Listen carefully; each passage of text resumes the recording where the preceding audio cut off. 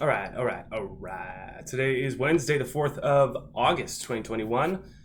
Oh my goodness. I think somebody had a little genie bottle yesterday after that super boring day and said, oh, please, genie, all I wish for is just some crazy high price, high percentage movers. And we freaking got that today. Still $30 down day for me. Traded nothing in the morning. This video is coming out a little bit later because I was doing some after hours trading, which I have not done in a long time. I don't think since 2020, I should say, since there was actual crazy after hours runners.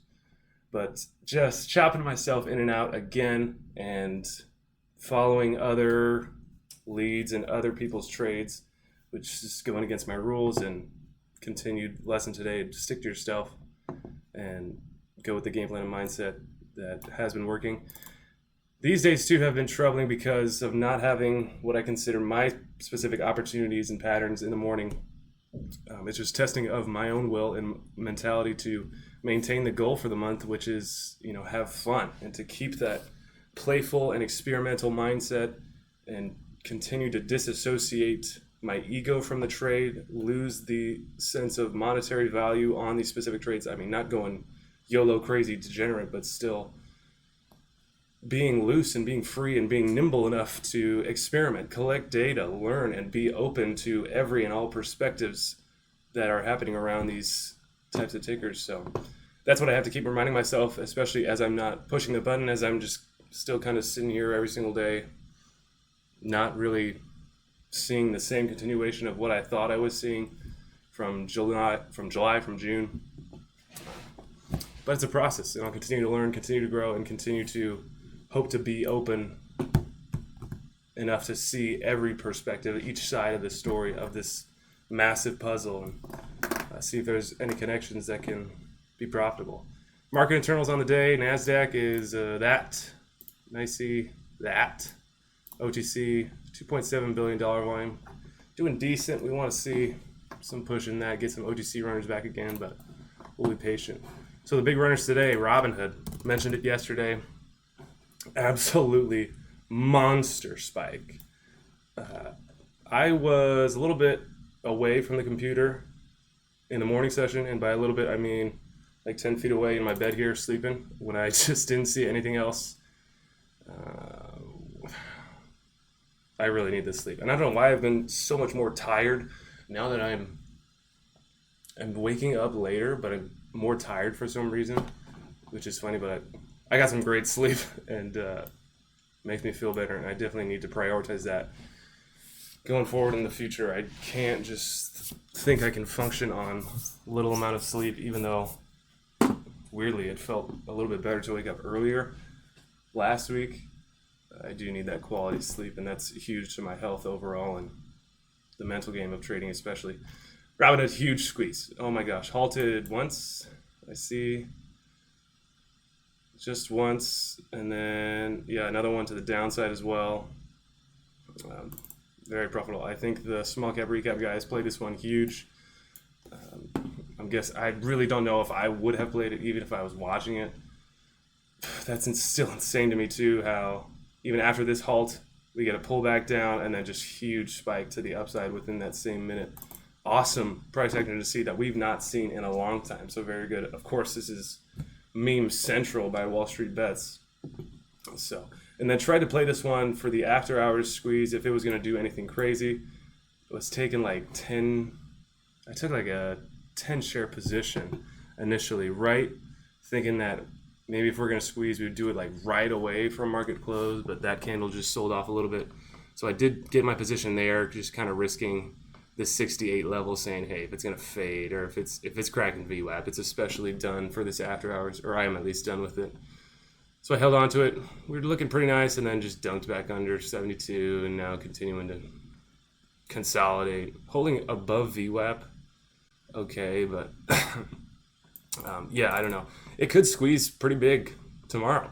I could definitely see that, or I could also just see it like just maybe opening it at like 65 in the pre-market tomorrow and just kind of doing nothing. In dollar volume today, just shy of 11 billion. Judas Priest. That is ludicrous. It's pretty cool to see. I mean, it's it is like the most attractive stock in a long time, but that is nothing to bat an eye at. $11 billion. Wow. BYSI. This one, huge pre-market spike. This is from 46. It came from just under 10. And initially, so I was first seeing it. Glad I was kind of first seeing it well beyond this. Around this time frame was my first pull up of this chart, because I potentially would have got short this one. The fundamentals on this one, put it away. Shoot, give me the button. BYSI. 20 million float, reported short interest of 7%. It's an American biotech. The news catalyst today was they apparently solved lung cancer, completed registration trial, or positive top line results. Whatever, that's over my head. But ludicrous squeezing once again. These two, Hood and BYSI, in the pre-market, just for this one, not Robinhood, but just absolutely insane. As we're getting to this point, and I'm watching it around the 46, just kind of hover, debating on if it wants to go higher, if it wants to just dump off the table. In my head, I told myself, man, this is the time to go short. You're risking a pretty nice risk level for the percentage move. Regarding the rest of this chart, trying to play it at any point in here, this is probably one of your better or more favorable risk reward setups on potential quick downside, like super quick scalp. Because playing it here, if you're getting short at 46, you're out within a few minutes. You're out within 1 minute for your 10%. So that's really what my mindset was on a potential trade that I was telling myself I should be taking. But I was just like, coming from the 2020 era where I was saying, okay, if it's moving like super crazy, I do not want to be in the way of that crazy train. So, of course, then it just starts fading off and putting in lower highs.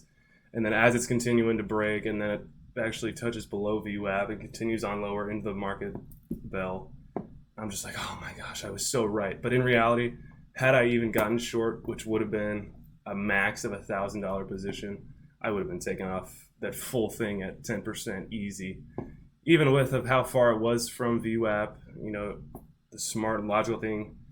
And of course, the impenetrable, long-term, hard-proven short strategy of it's up too much was totally here, right? This is the it's up too much chart, 100%. But I just couldn't pull myself to go on that trade thesis alone. And dealing with these, the game plan and the monthly plan is have fun, be loose, be free, be experimental. But then I still restrict myself a little bit on the short side, especially because of the day trades, and because saying, well, I don't want to do that because then I'd be losing the day trade and I don't have another day trade till blah, blah, blah. That's just so detrimental, I believe, to the future of my trading career and how I actually look at charts. And how do I think I'm going to be able to do this with big money in the future, or actually test strategies in the future with real money, if I don't think I can do it with small size here or with my one day trade loss during this point in my career? That's just how I have to look at it. This was the same one today as, I forget the one yesterday. That was kind of the same thing, that in my head I was like, this is the time, if you were going to get short, this is where you would do it. And then just watching it just kind of fade and work perfectly the whole rest of the day. You win some, you lose some, it's whatever. So I really did not eye this one. Of course, I was asleep by market open and really didn't look at this one as a dip and rip anyway. And that's why I kind of closed off everything, because there wasn't anything catching my eye to try and play the upside like that. You could call this move here, this little double bottom, that's pretty decent. As percentage move, that's awesome. You're coming all the way back to VWAP. A little bit of a hard reject. I think that lured in some more shorts to squeeze it back above VWAP as a line of demarcation, but then ultimately just kind of faded back under. Held higher lows, continued to hover around this VWAP point. Looked like it was going strong. 30 was a battle point that rejected and pulled back. I think I was just trading like one share on this one, on this bright green peak here, and then stopped out as it was 1 cent back above my entry as it was coming back down, just as a protection. If it was just going to go crazy or start to go trace to 40, the experience of that on the long side too, I know I have the freedom with using my cash account in order to do that type of thing, just to be able to experience that emotional run or the loss of it just rejecting like that. In the after hours, this one as well too.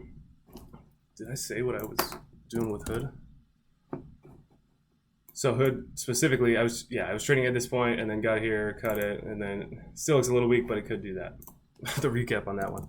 BYSI, same thing. I was getting in around the same time frame. This candle was looking great.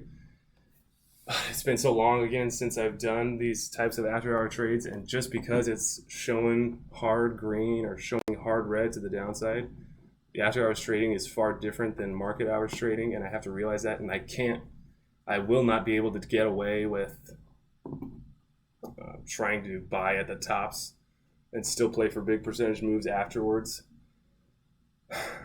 which is very amateur and very degenerate. And that's what I got hit with again today. Just looking for the quick move, just looking for the hard shove in the after hours with no halts to try and stop the price action. So got stopped on that one. It was as it was looking weak and just dumping under VWAP, and then actually reclaimed, shoved well above VWAP and started holding again, started testing highs. Now it's more indecision. Now it's just kind of hovering. Not dead for sure. I don't think it's going to just be at $10 by tomorrow again. But I think Chris, of course, is playing this to the super, super long side, looking for insane craziness. And I could think it, we maybe get like a gap to 32. Maybe we get some good price action, or at least, hovering around the $28 level again, and then something morning spike out of the open tomorrow. If it wants to hold, if it wants to continue to bring in dollar volume. But as of course stated by my position in it currently, I just really don't know. I'd rather be watching it, sitting on the sidelines with my confidence level in it now. Total dollar volume on it today was 2.1 billion. Very, very nice. I think it was the second most of these big movers today.